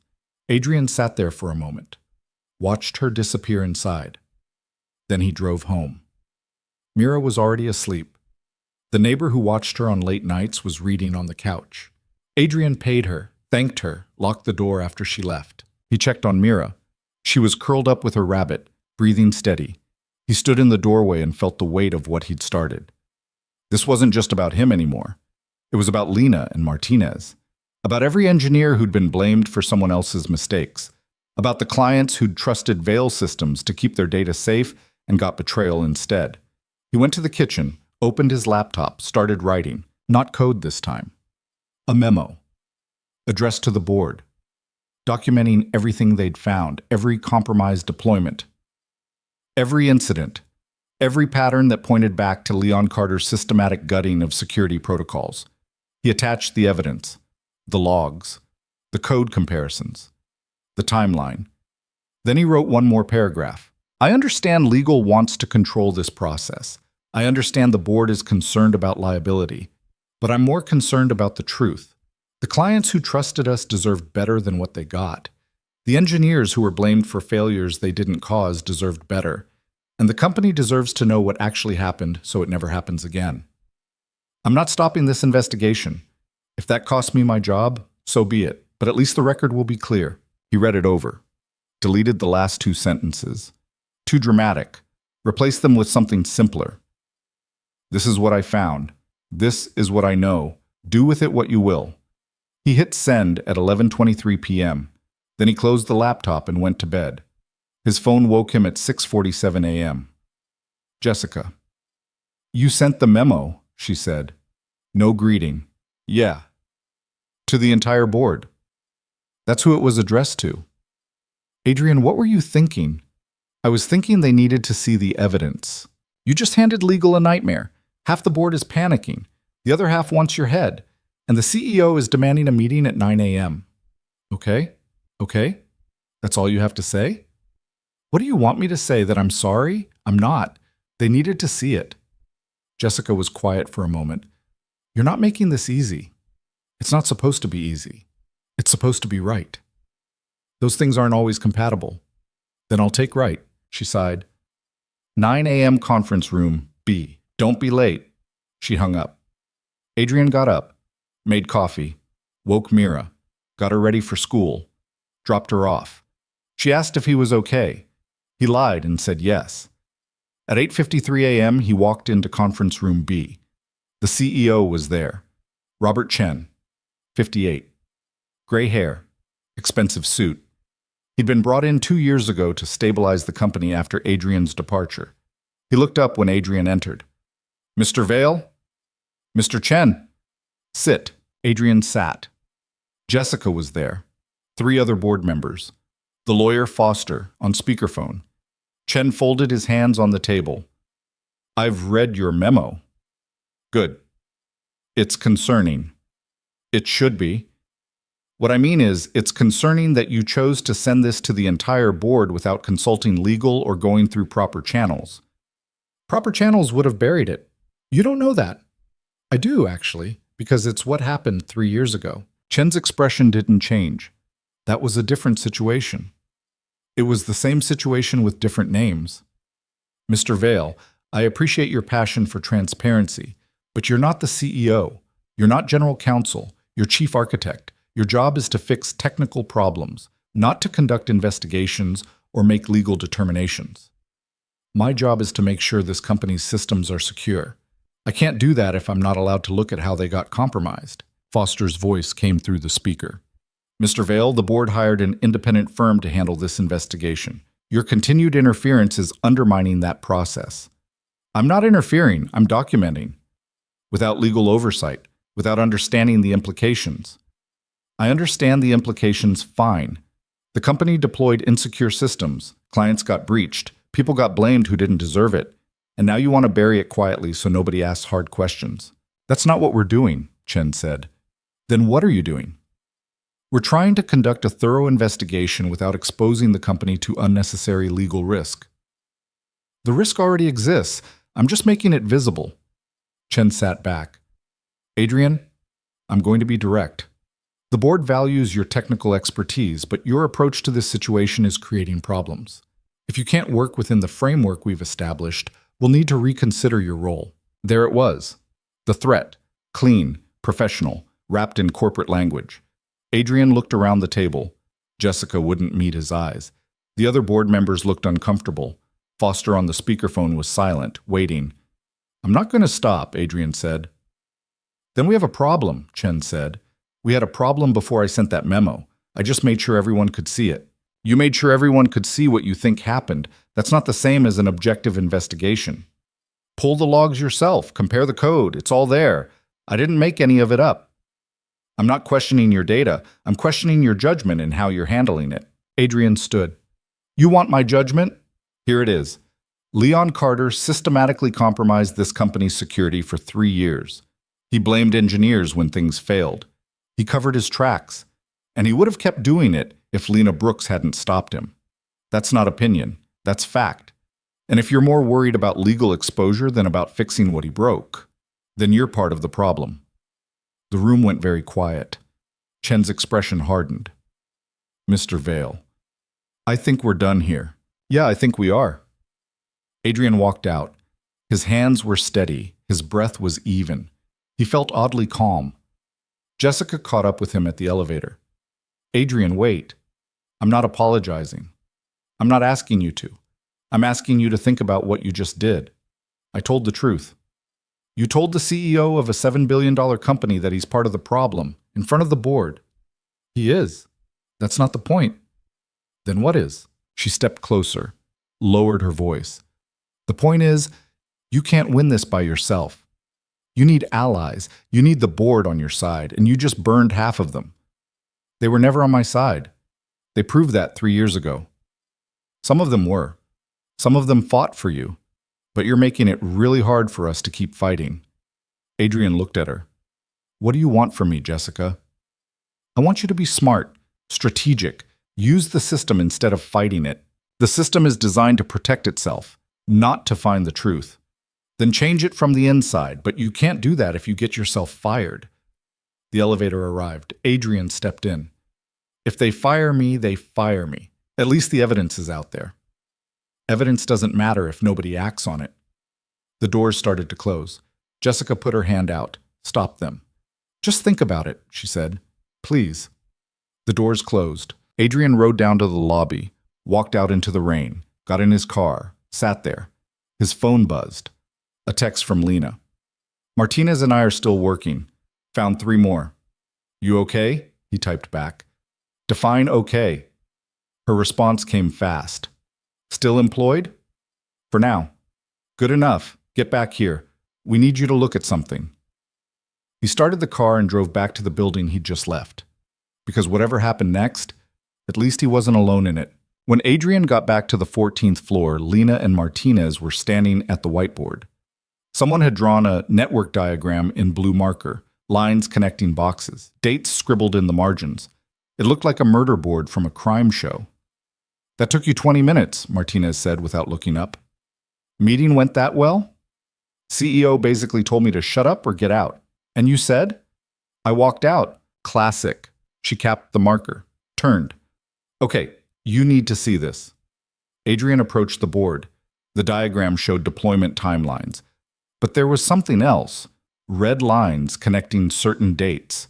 Arrows pointing to external events. What am I looking at? Adrian asked. Lena pointed to one of the red connections. We found something. A pattern we missed before. What kind of pattern? Timing. Every compromised deployment happened right before a major contract negotiation or client review. Adrian stepped closer, scanned the dates. She was right. The client portal breach. 3 weeks before Veil Systems pitched a major banking contract. The validation buffer removal. 2 weeks before quarterly earnings reports. The AV-17 deployment. Hours before the Investors Summit. He was sabotaging on purpose, Adrian said quietly. Not exactly. Martinez pulled up a laptop, showed him a spreadsheet. Look at what happened after each incident. The banking contract negotiation stalled, but then Leon came in with a simplified security model, pitched it as innovative, as cutting-edge efficiency. They signed. The earnings report showed system vulnerabilities, but Leon spun it as an opportunity for upgrades. Stock price dipped, then recovered when he announced the new architecture plan, and the Investors Summit crashed. But Leon blamed you, positioned himself as the guy who could fix it, and got promoted 6 months later. Adrian felt something cold settle in his stomach. He wasn't just cutting corners. He was creating problems so he could solve them. And take credit for the solutions. Yeah, Lena crossed her arms. It's actually kind of brilliant. Horrible, but brilliant. We need to prove this, Adrian said. Timeline alone isn't enough. We need communication records. Evidence he planned it. Martinez was already typing. Way ahead of you. I pulled his email archives, everything the company has on record. She turned the screen. Look at this. 2 weeks before the client portal deployment, Leon sent an email to his assistant asking her to schedule meetings with 3 board members. Subject line, New Security Framework Proposal. He drafted the solution before he created the problem, Lena said. And here, Martinez scrolled. 5 days before the AV-17 deployment, he sent himself a calendar reminder. Quote, prepare summit recovery plan. End quote. Adrian read the email timestamp, his hands clenched. He knew it was going to fail. He deployed it knowing it would crash, just so he could look like the hero when he fixed it. And blamed you in the process, Martinez said. 2 birds, 1 incredibly messed up stone. Adrian sat down. The room felt smaller, hotter. 3 years. 3 years of exile. Of Mira asking why they lived in a small apartment. Of cleaning toilets in his own building. Of being erased. All of it deliberate, calculated, planned. Adrian, Lena's voice cut through. You still with us? Yeah. We need to decide what to do with this. We document it, add it to the evidence. The board already told you to stop. I don't care. They'll fire you. Then they fire me. Martinez closed her laptop. Okay, but before you go full martyr, maybe we should think about strategy. Because right now, we have evidence. But if you get fired, who's going to make sure it actually matters? Adrian looked at her. What are you suggesting? I'm suggesting we find someone who can't be fired. Someone outside the company who has the authority to investigate and prosecute if warranted. Like who? Like the SEC or the Department of Justice. If Leon's actions affected stock prices or client contracts, that's securities fraud. That's criminal. Lena shook her head. Going to federal investigators means we lose control of the narrative. They'll take over, freeze everything. The company could get destroyed in the process. The company's already compromised, Martinez said. Maybe it deserves to be destroyed. And what about everyone who works here? The engineers who had nothing to do with this? The people in HR and facilities and client services who are just trying to do their jobs? What about them? Martinez shot back. You want to protect a system that protected Leon Carter for 3 years while he destroyed people's careers? I want to fix it, not burn it down. They stared at each other. Adrian could feel the tension rising. 2 people who wanted the same thing but couldn't agree on how to get there. Stop, he said. They both looked at him. We're not going to the feds, not yet. He stood, walked to the whiteboard. But we're not stopping either. We finish the documentation. We build the complete picture. And then we take it to someone who can actually do something about it. Who? Lena asked. Adrian thought about it. About the board members who'd looked uncomfortable during the meeting. About Jessica fighting to keep him in the room. About the engineers who'd watched him code in the server room and leaned in, hungry for something real. The people who care, he said. The ones who haven't been compromised yet. Over the next 3 days, they worked in near silence. Documenting, cross-referencing, building a case that was airtight and undeniable. They found 17 compromised deployments, 14 incidents, 53 emails showing premeditation, and a pattern so clear it was almost obscene. On Thursday afternoon, someone leaked their work to the press. Adrian got the alert on his phone at 2:17 p.m. A tech news site had published an article titled Veil Systems Insider Claims Systematic Security Failures. It quoted anonymous sources, referenced deployment timelines, named Leon Carter specifically. His phone rang immediately. Jessica. "Please tell me you didn't leak this," she said. "I didn't." "Then who did?" "I don't know. Martinez and Lena are the only ones with access." "Find out. Because the board is losing their minds and legal is threatening to sue everyone in sight." She hung up. Adrian turned to his team. "Did either of you talk to the press?" Martinez looked offended. "No." Lena shook her head. "I wouldn't even know who to call." "Then someone else has access to our files." "That's impossible. We encrypted everything." "Clearly not impossible." Lena pulled up the shared drive, checked the access logs. Her face went pale. "Someone logged in this morning, 3:47 a.m., downloaded everything." "Who?" She scrolled. The login credentials belonged to Robert Chen, the CEO. Adrian sat down, felt the pieces rearranging. He leaked it himself. "Why would he do that?" Martinez asked. "Because legal was going to bury it. The board was going to handle it quietly. But if it's public, they don't have a choice anymore. They have to act." "That's insane," Lena said. "That's strategy." Adrian almost laughed. It was brilliant in a cold, calculating way. Chen had been listening during that meeting, watching, and he'd made a call.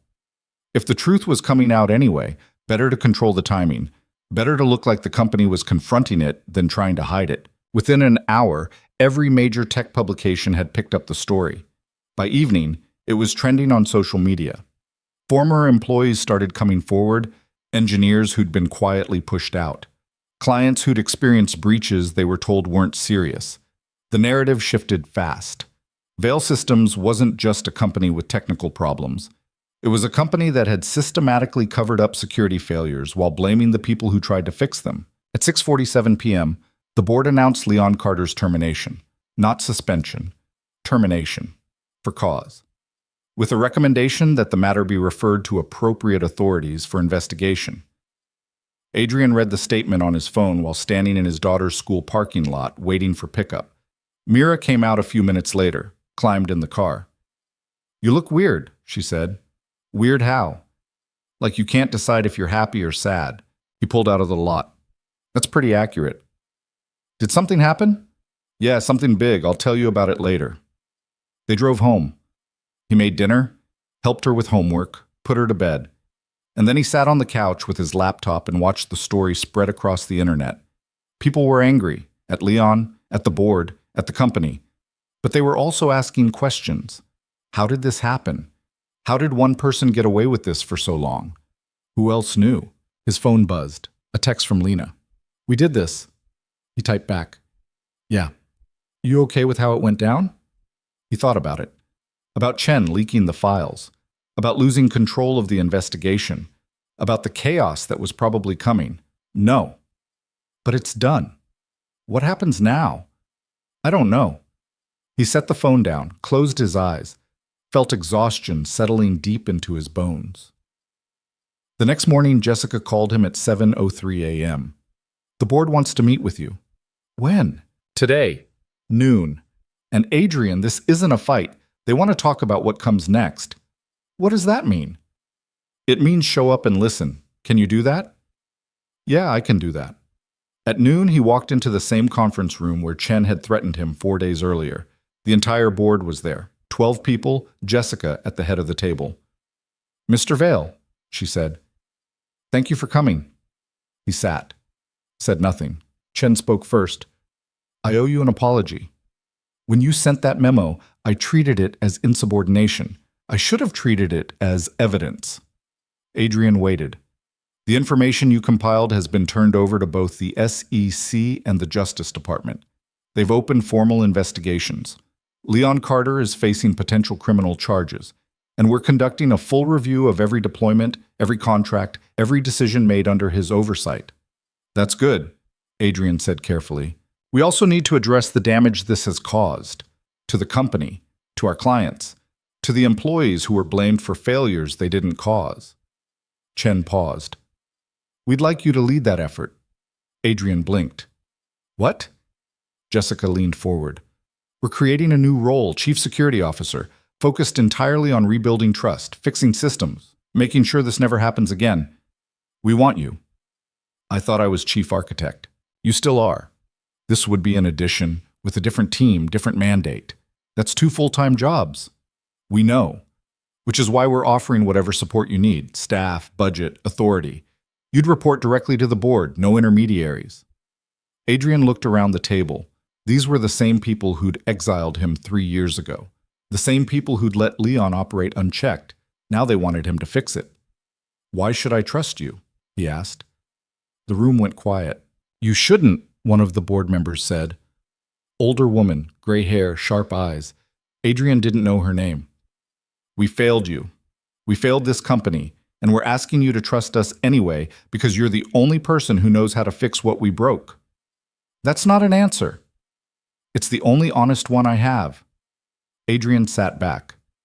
I need guarantees. What kind? Jessica asked. Lena Brooks and Martinez get permanent positions. Protected. No retaliation. No quiet exits. Done. I want full transparency. Every decision I make gets documented. Every finding gets reported to the board. No more backroom deals. Agreed. And I want protection for whistleblowers. Anyone who comes forward with evidence of misconduct gets legal support and job security. No NDAs, no settlements that buy silence. Chen nodded. We can put that in writing. One more thing, Adrian said. I want the names. Every engineer who was pushed out over the last 5 years. Every person who got blamed for something Leon did. I want them contacted, offered settlements, apologies, whatever they need to make it right. That could be expensive, someone said. I don't care. It's the cost of doing business honestly. Jessica smiled. Is that a yes? Adrian thought about Mira, about the trust fund that was secure now, about the future he could build for her, about the engineers who'd been erased and the clients who'd been betrayed and the system that had protected the wrong people for too long. He thought about Lena standing in the server room at 2 a.m., risking everything because it was right. He thought about 3 years in the shadows and what it cost to step back into the light. Yeah, he said. It's a yes. 3 weeks later, a small metal nameplate appeared on a desk on the 32nd floor. It said Lena Brooks, Senior Systems Analyst in simple black letters. No fanfare, no announcement, just truth, finally given space.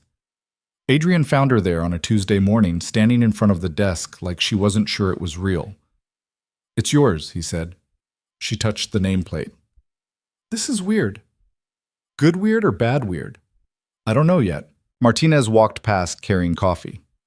Get used to it, Brooks. You're one of us now. That's supposed to be reassuring? Not even a little. Martinez disappeared into the server room. Lena turned to Adrian. I keep waiting for someone to tell me I don't belong here. You do belong here. How do you know? Because you see what's broken, and you're not afraid to say it. She was quiet for a moment. Then, what about you? Do you belong here? Adrian looked around. At the engineers working. At the whiteboards covered in diagrams. At the building he'd created and lost and somehow found his way back to. I'm working on it, he said. That evening, after everyone else had left, Adrian stood on the rooftop of Vale Systems. It was the same space where executives used to hold summer parties, where he'd once celebrated the company's first major contract, where he'd felt untouchable and certain. The rain had stopped. The city stretched out below, lights reflecting off wet streets. He heard footsteps behind him. Lena. You're here late, he said. So are you. I come up here sometimes. To think. She joined him at the railing, looked out. About what? About how things break? How they get fixed? How you know when something's worth saving? And I think most things are worth saving. They just need people who care enough to do the work. She nodded. My mom used to say the hardest part of fixing something is admitting it's broken in the first place. Smart woman. She was a mechanic, fixed cars in our garage. She'd spend hours on engines everyone else said were totaled, and most of the time she'd get them running again. What happened to her? Cancer, 6 years ago. I'm sorry. Lena shrugged. She taught me everything that matters. How to see what's wrong, how to not give up, how to know the difference between broken and just badly maintained. Adrian pulled something from his pocket, the marker, the same one he'd handed her in the conference room weeks ago when she'd drawn the system from memory and changed everything. This is yours, he said. She took it, turned it over in her hands. Why are you giving me this? Because I'm not good at speeches, but I wanted you to know that what you did, stopping that deployment, standing up when it cost you everything, that mattered. It changed things. It changed me. I just did what needed doing. That's the point. Most people don't. They see the problem and they look away, or they wait for someone else to handle it. You didn't. Lena looked at the marker. You think I'm some kind of hero? No. I think you're someone who refused to be invisible. That's harder than being a hero. She smiled. It was small and real. You know what the worst part was? All those years doing maintenance, having people walk past me like I was furniture, like I didn't matter. I got good at it, being nothing. You were never nothing. To them I was. Then they weren't looking. She met his eyes. And you were? Yeah, I was watching everything. That's how I saw you. They stood in silence. The city hummed below. Somewhere a siren wailed. Somewhere someone was probably having the worst day of their life. Somewhere else, someone was having the best. What happens now? Lena asked. We fix what's broken. We build something better. We make sure people like Leon can't do this again. That's optimistic. It's realistic. Systems only work if people maintain them, if they care. We care, so we maintain. What if we fail? Then we fail trying. That's better than not trying at all. Lena tucked the marker in her pocket. My mom had this saying, you can't fix everything, but you can fix something, so fix something. I like that. Yeah, me too. They walked back inside together, down the stairs, through the building, past the cubicles where engineers had already gone home to families and lives outside these walls, past the break room where someone had left a birthday cake half-eaten, past the lobby where Marcus, the security guard, waved goodnight. In the parking garage, they stopped at their cars. See you tomorrow? Lena said. Yeah, 8 a.m. We're reviewing the authentication protocols. Fun. It's work. Doesn't have to be fun. Does it have to mean something? Adrian thought about Mira, about the years hiding, about the moment he chose to step forward, about the people who'd stood with him when it mattered. Yeah, he said.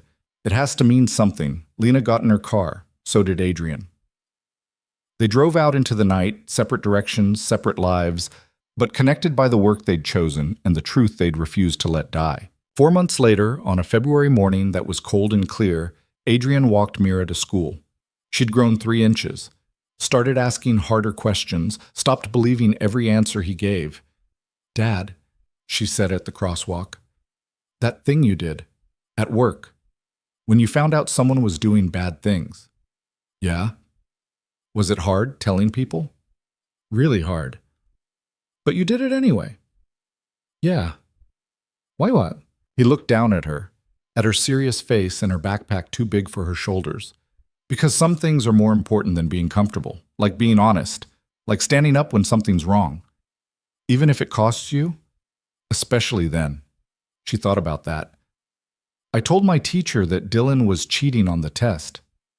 And now Dylan's mad at me, and some of the other kids are too. How do you feel about it? Bad, but also okay, because it was the right thing. Adrian knelt down, looked her in the eyes. That feeling, that bad but okay feeling, that's how you know you did the right thing. If it felt easy, if everyone liked you for it, you'd have to wonder if it actually mattered. So doing the right thing is supposed to feel bad? Not bad, just hard, and lonely sometimes. But that's okay, because the alternative is worse. What's the alternative? Being the kind of person who sees something wrong and looks away. And Bug, you're not that person. You never will be. She hugged him.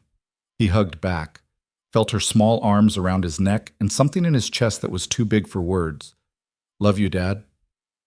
"Love you too." She ran into school. He watched her disappear through the doors, stood there for a moment. Then he walked back to his car and drove to work. At Vale Systems, things were different now. Not perfect. Perfect was impossible, but different, better. The security protocols had been rebuilt, every system audited, every vulnerability documented and fixed. It had taken months. It would take more. But the work was happening. Engineers who'd been pushed out were being contacted. Some came back, some didn't, but they all got apologies, real ones, and compensation for the years they'd lost. Leon Carter was facing trial. Securities fraud, criminal negligence, conspiracy. The case was strong. Adrian had been deposed twice. He told the truth, all of it. It felt right. On the 32nd floor, Lena's team had grown to 8 people. They called themselves the Audit Squad, half joking, half serious. They were good. They cared. They didn't look away. Adrian found her that afternoon in the server room, staring at a monitor. "Problem?" he asked. "Just checking something. Deployment went live this morning. I wanted to make sure it's stable." And it's fine. Better than fine. It's actually working the way it's supposed to. Imagine that. She smiled. "We built something that works on purpose, with all the safety features intact. It's almost disappointing how boring it is." Boring is good. Boring means nobody's cutting corners. Yeah. She closed the laptop, looked at him. "You know what's weird?" "What?" "I don't feel invisible anymore. I walk through this building and people actually see me. They ask my opinion. They listen. It's disorienting." "Get used to it." "I'm trying." She paused. "Thank you for that." "I didn't do anything. You made yourself visible. You gave me the space to do it." They stood in the quiet hum of the servers, the machines that held everything. The data, the code, the infrastructure that connected thousands of people to work that mattered. "Adrian," Lena said, "do you think we actually fixed it? Or are we just putting band-aids on something that's going to break again?"